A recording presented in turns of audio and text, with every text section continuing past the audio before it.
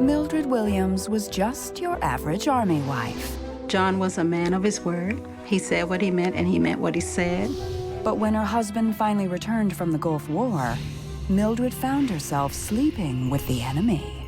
John said to me, "You have become my enemy, and as my enemy, I will kill you." I never thought that John would be capable of this. This was just totally out of character. And before long, the whole world would know just how diabolical her husband had become. There was no stopping John. He was a killing machine. When it comes to love and marriage, things aren't always what they seem.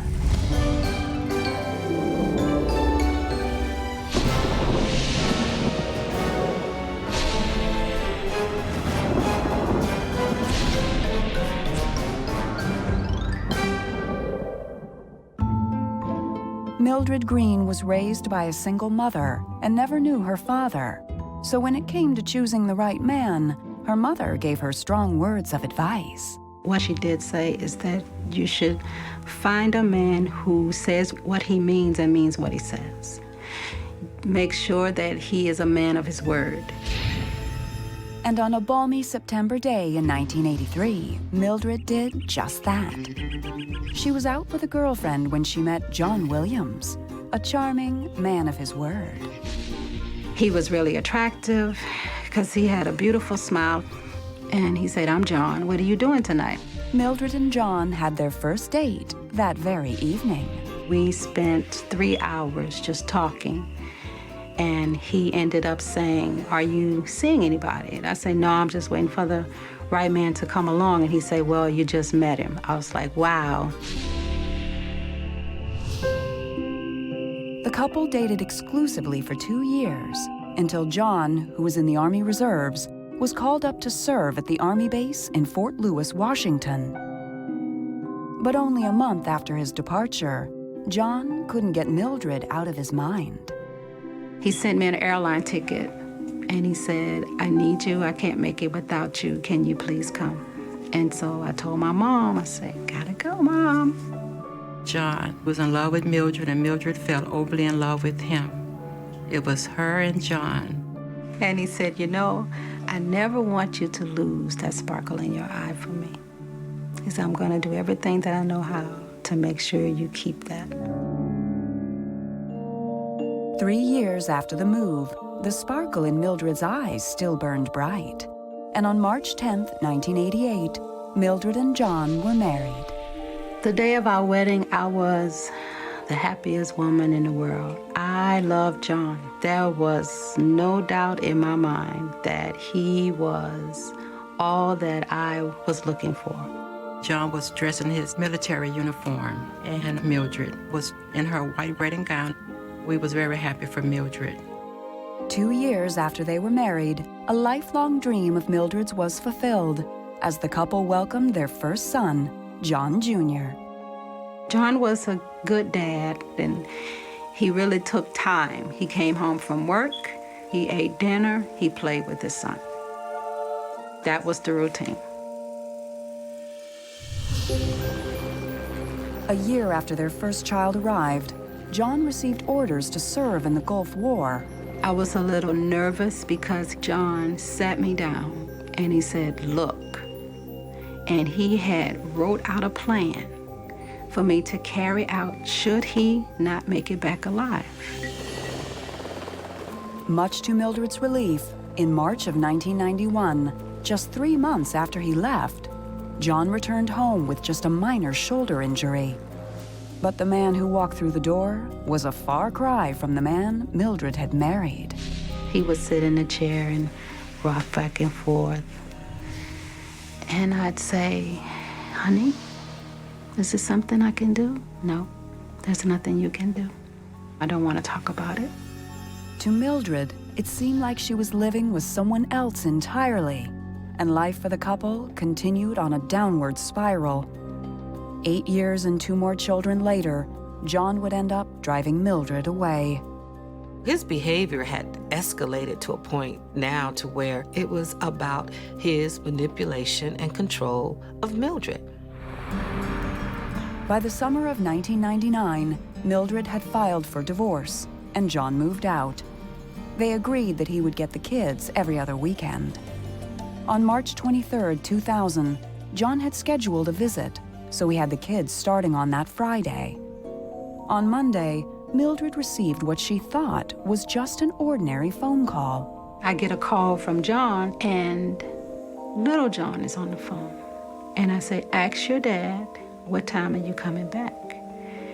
He said, tell her we'll be back in an hour. I said, okay. So 8:30, right? He said, yes, ma'am. But when 8:30 came and went with no sign of the children, her mother's intuition kicked in. She said, something's wrong. They should have been back. And so it was 11:35 p.m. John called and said, we are en route from Seattle. We will be there shortly. And Seattle is 45 minutes away. And as soon as I hung up the phone, I was like, something's wrong. Mildred was about to face every parent's worst nightmare. And I waited in the living room in a chair. And they didn't come home. Now Mildred had no idea where her children were or if she would ever see them again.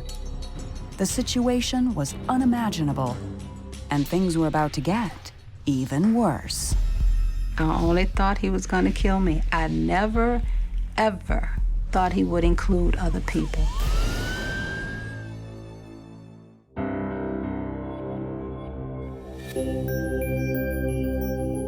In March of 1991, 9 years before her husband would kidnap their own children, Mildred Williams was a faithful Army wife with a young son and a husband who just returned from the Gulf War. John was very angry. His outlook on life had changed. But it didn't change for the better. After months with no improvement, Mildred suspected that John might be suffering from post-traumatic stress. He had no psychological prepping when he returned, nor was he debriefed. And so I felt that what I needed to do is just try to understand him better and help him the best that I can. Together, the couple began studying the teachings of Islam, even changing their last name to Muhammad. But John's behavior grew more and more bizarre. The more I tried to understand him, the more he felt like I was his enemy. John began riding a black bicycle late at night, carrying a rifle, but refused to tell Mildred why. And I said, are you gonna tell me what's going on? He said, no. Then he was like, you're asking too many questions. She was scared because she didn't know what John would do. It didn't take long for John's strange behavior to affect his military career, and in the spring of 1994, he was honorably discharged.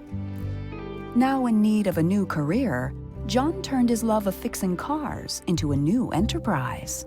John could fix cars. I knew paperwork.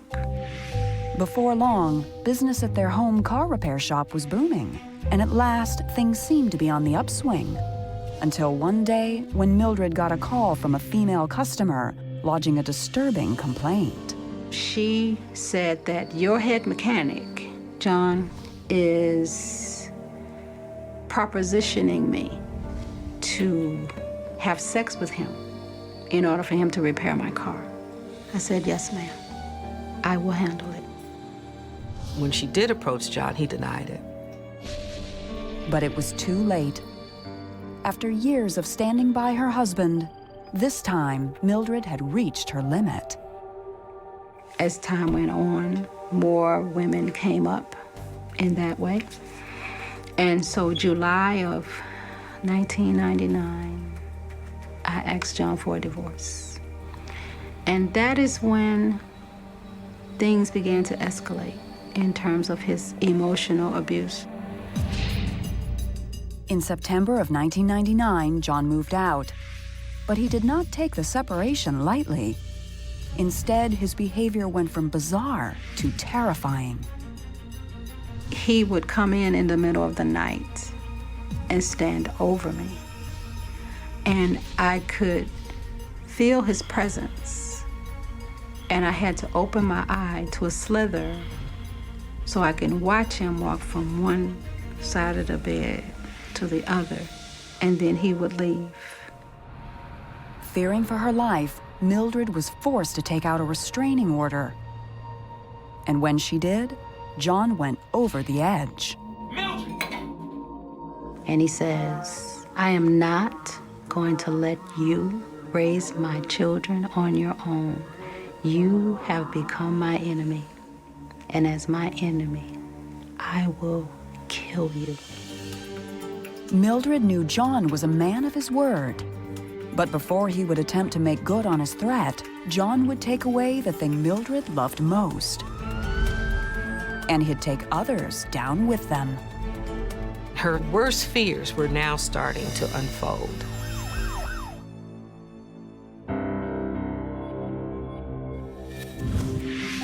With a divorce from John underway, Mildred Muhammad had a restraining order against her husband, but he was still allowed to see their 3 children.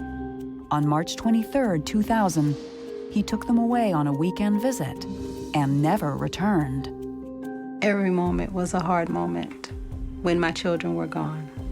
I had to stop living day by day, which was reduced to minute by minute. The life had been sucked out of me. I just thought maybe John took the children for a while and would bring them back. But as days kept passing and weeks kept passing and months kept passing, then we was very alarmed. It was all too much for Mildred to bear. She quit eating. She just did not have an appetite. Weight loss, hair falling out. I could see the toll it was taking on her physically, and she was dying inside. Finally, on August 31st, 2001, 18 months after John and the children disappeared, Mildred got the phone call she'd been waiting for. Yes, how are you? The detective called and he said, Miss Muhammad? I was like, yes, sir. He said, we got your children. Oh, I dropped the phone. I started screaming and running up and down the stairs. Then Mildred heard the voices that she'd been missing for so long. So Selena gets on the phone and she says, hey, Mommy, guess what? I said, what? She says, I'm 9 years old. I said, I know that. How you doing? She said, I'm good. John had been living in Antigua for a year and a half with the kids and had changed their names. But when he returned to the United States, the law finally caught up with him. John went to social services to apply for food stamps and cash. They did a cross-reference on the children's names and found out that they were kidnapped. And so they arrested him. We were so excited the day that we had hoped and prayed for had finally came. The nightmare may have ended, but since there was no formal custody arranged between them, Mildred couldn't pursue any charges against John that carried jail time. My hands were totally tied because we did not have a parenting plan, and he is their father. There was only one thing Mildred could do. She went to court. And the judge says, John, she will get custody of the children. So here's this document you need to sign. John signed the document and threw it back at the court. And he storms out the courtroom. At this point, we knew that whatever he was capable of, the battle was on. The very next morning, fearing John's revenge, Mildred took her children and fled to her sister's house in Maryland. Once there, she was barely able to catch her breath. Coming to Maryland did not diminish the possibility that John was going to find me. Because, see, John was going to kill me. John was in the military. John knew how to track. Then, in October of 2002, Mildred had something new to fear. A series of random shootings began that put the entire Washington, D.C. area on high alert. We didn't know if this was one person or two or more. And the killings right on their face were random. The panic started when a man was gunned down in the parking lot of a Maryland grocery store. Then, the next morning, 4 more people were shot to death in a series of random shootings across the D.C. area. We were like, oh my goodness, we are in for some vast and evil days. Now, Mildred was faced with the added stress of not only keeping her kids safe from her ex-husband, but from a crazed sniper as well. We were just as fearful as everyone else. We didn't go outside. But on top of that, I was looking for John too. But Mildred had no idea that her own personal nightmare was about to collide with the tragedy making headline news around the world. On October 23, 2002, a knock came at Mildred's door that would change everything. I said, "What? John?" Can you imagine a federal agent telling you, oh, by the way, that was someone you married? I mean, it's like being punched in the head.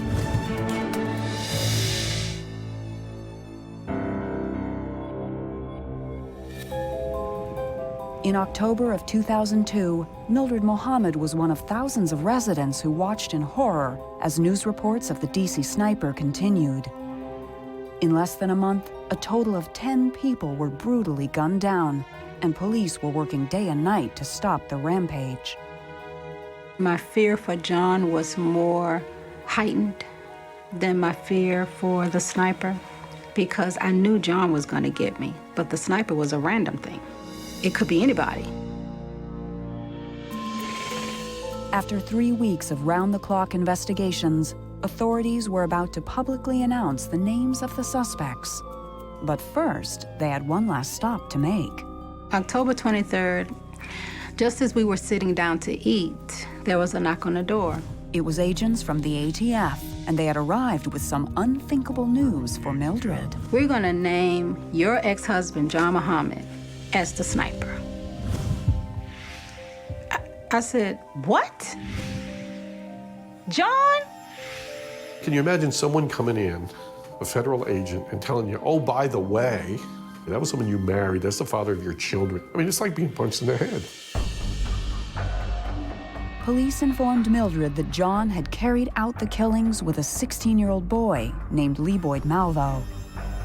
John befriended Malvo while he was in Antigua with the children. Muhammad dominated that duo, and he was the calculating, diabolical influencer. Muhammad and Malvo began their rampage in Washington state and then drove cross-country, allegedly murdering people along the way until they reached D.C. to carry out the rest of their deadly plan. I only thought he was going to kill me. I never, ever thought he would include other people. It was a shock. We could not believe John would kill someone. And police had reason to suspect that John had one clear objective behind his killing spree: Mildred. The theory was that he was going to make my murder look like a random shooting so that the evidence would not point back to him. Then he would come in as the grieving father to claim the children. In John's quest to murder his ex-wife, he shot and killed 10 innocent people and severely wounded 3. Of all the places that they could have went, in the United States, in Canada, in Mexico, they went to Montgomery County, Maryland, for one reason: revenge. And that's the revenge against Mildred. On October 24, 2002, John Muhammad and Leeboyd Malvo were finally arrested. Authorities had matched a fingerprint from one of the crimes to Malvo and had positively identified Muhammad after a phone tip. There was no humanity in John Muhammad. There was no humanity. He's a killing machine. He would have kept killing.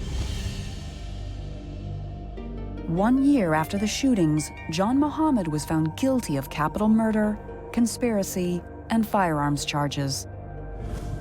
Malvo was also found guilty of murder, terrorism, and unlawful use of a firearm. Of all the killers that I've seen in my career of 36 years in law enforcement, Muhammad stands out, I think, as a guy who's an ice cold-blooded killer. Mildred no longer fears for her life, but she still feels the sting of being the ex-wife of the DC sniper. People blamed me and my children. And they felt that if I would have stayed with John, then he just would have killed me. And no matter how many years pass since the tragedy, Mildred will never forget all the victims that died at the hands of her ex-husband. She did feel guilty. And she cried to me and she said, I tried to tell everybody I knew. She says, I said, you were there, you know. And I said, you did. It was no easy feat, but today Mildred can finally say she's at peace with the past. Mildred is hitting the resume button. The children are doing well. Her life has been putting together their lives and allowing the process for them all to heal. And I think that is miraculous. It took me years to find my own voice, to stand up to what I believe, and that is the person that I am today.